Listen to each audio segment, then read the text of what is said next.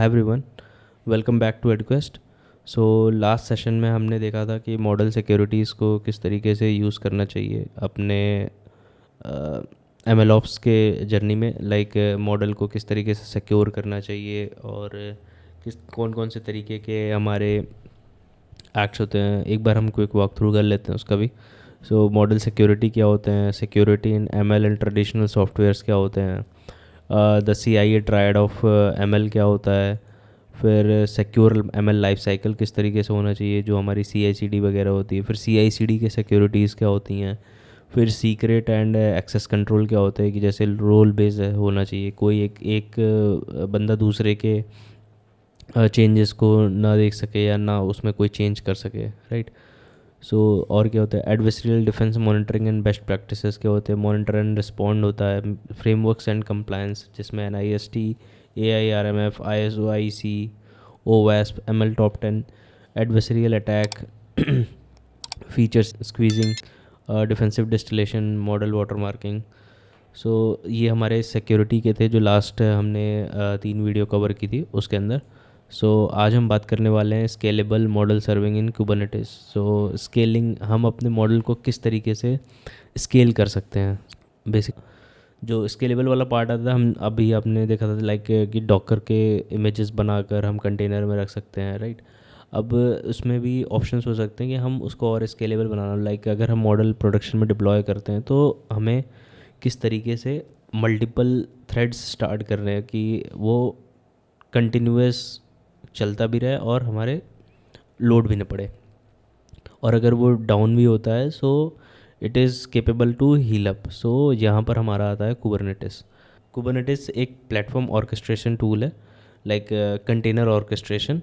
सो क्या करता है, it organises the containers. Containers क्या है, लाइक वो एक छोटे से एंटिटी, जो कुबरनेटिस के अंदर एक एंटिटी होती है पॉड। पॉड एक बहुत छोटी एंटिटी होती है कुबरनेटिस के आर्किटेक्चर में, जो कि उसके अंदर एक कंटेनर होता है। लाइक कंटेनर मल्टीपल हो सकते हैं बट फिजिबिलिटी ये होती है कि हम एक ही रखें ताकि सेकेंडरी कंटेनर फेल ना हो। सो अगर वो एक दूसरे से कम्युनिकेशन में वो फेल हो गया तो पॉड हमेशा क्रैश लूप में ही रहता है, लाइक वो फेलियर केस में ही रहेगा। सो अभी हम डिस्कस करेंगे लाइक आर्किटेक्चर क्या होता है कुबरनेटिस का। सो एक बेसिक सा आर्किटेक्चर है जो कि आपको गूगल पे मिल जाएगा, इनके ऑफिशियल वेबसाइट पे।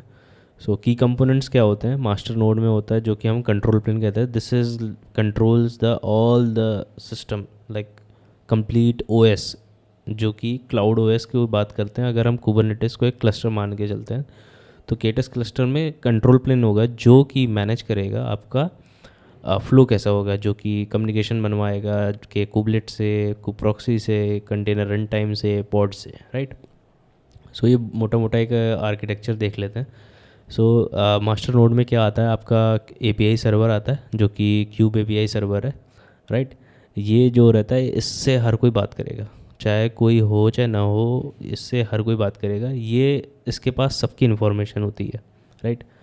और ये डायरेक्ट करता है, इंस्ट्रक्ट करता है चीज़ों को कि किसके पास क्या होना चाहिए। Like controller manager kube API server से बात करेगा, इसके पास सबकी रिक्वेस्ट आती है, राइट।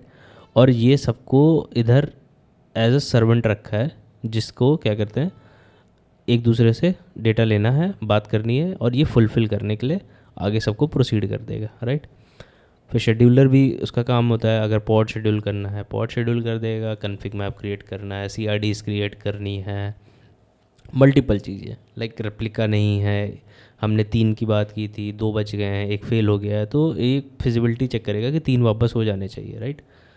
सो इस तरीके से ETCD क्लस्टर्स होते हैं, क्लाउड कंट्रोल मैनेजर होता है, फिर वर्कर नोड आ जाता है जिसमें हमारे कर्मचारी लगे होंगे, राइट, जहाँ पे लोग काम कर रहे हैं, ठीक है। इसको हम बहुत बेसिक से आर्किटेक्चर डायग्राम से समझेंगे ताकि और आसानी से चीज़ें समझ में आ जाए, राइट। सॉरी। सो वर्कर नोड इस तरीके से, उसमें हमारा जो रहता है कुबलेट होता है और क्यू प्रॉक्सी होता है, राइट।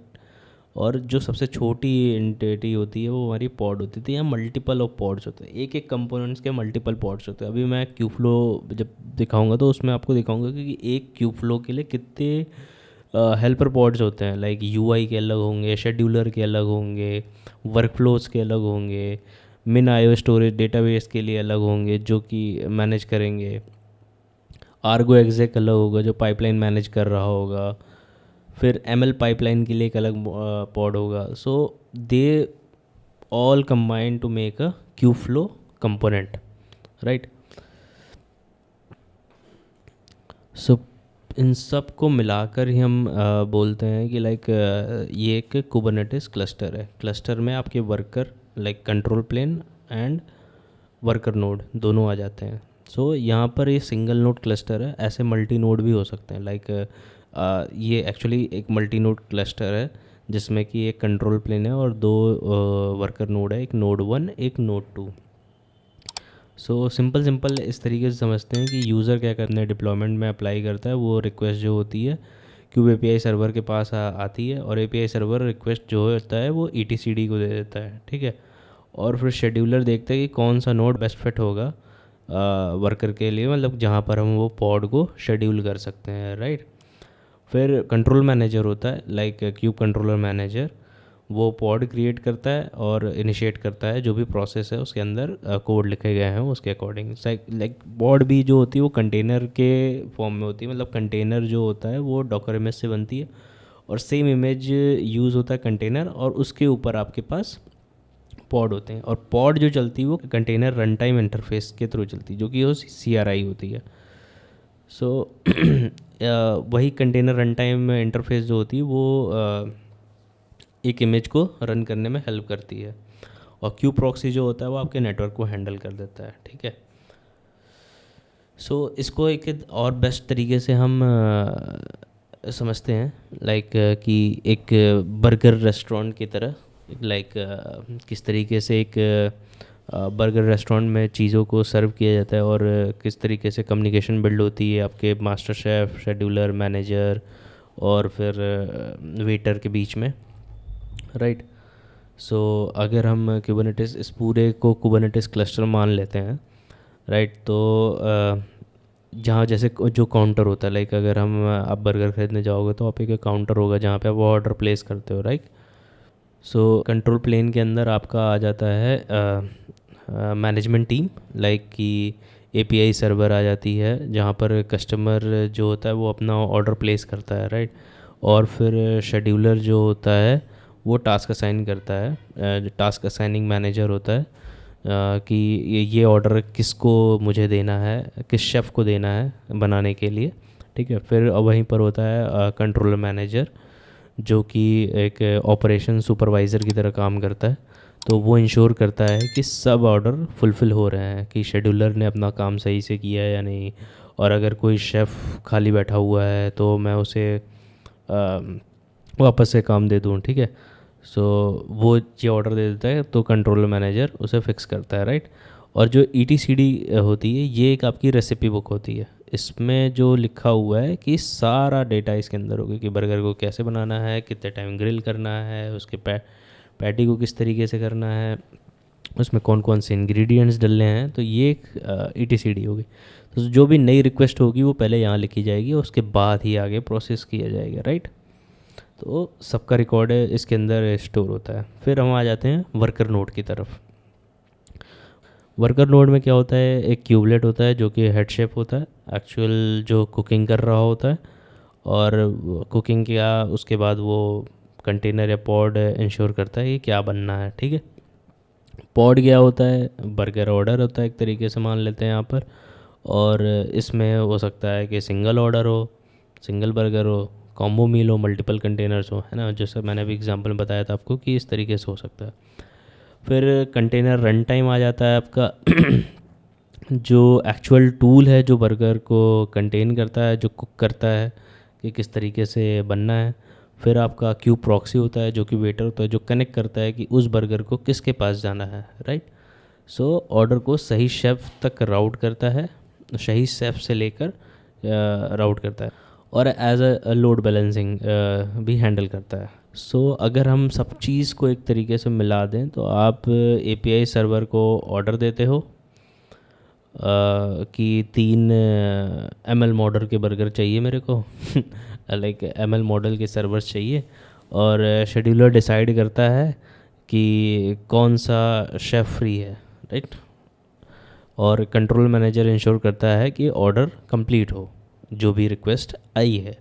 फिर क्यूबलेट क्या करता है, फूड को कुक करता है, लाइक वर्कर नोड में चला जाता है रिक्वेस्ट, और क्यू प्रॉक्सी ऑर्डर सर्व कर देता है, लाइक वेटर को जो ऑर्डर। और इन सब चीज़ का रिकॉर्ड ETCD के अंदर होता है। All your entire system run smoothly just like a well manage restaurant. So similarly जो भी आर्किटेक्चर था वो एकदम बेसिक से बर्गर रेस्टोरेंट के सेटअप से आपको समझ में आ गया होगा। So I hope this burger restaurant analogy helped you to demystify how Kubernetes architecture works. So आपको एक बिल्डिंग ब्लॉक तो मिल गया है। सो नेक्स्ट सेशन में हम हैंडल करेंगे एक अपना खुद का Kubernetes क्लस्टर। सो आप या तो अपने लोकल सिस्टम पे अपने वर्चुअल मशीन में बना सकते हो, या तो फिर आप अपने क्लाउड इन्वायरमेंट में आप कोई भी पिक कर सकते हो, AWS, GCP। तो वहाँ पे तो बने बनाए हुए मिल सकते हैं, आपको चाहिए तो आप फ्रॉम स्क्रैच आप बना सकते हो। So great, so let's get ready for the your own ML model deployment infrastructure. So, thanks for watching. See you in the next one.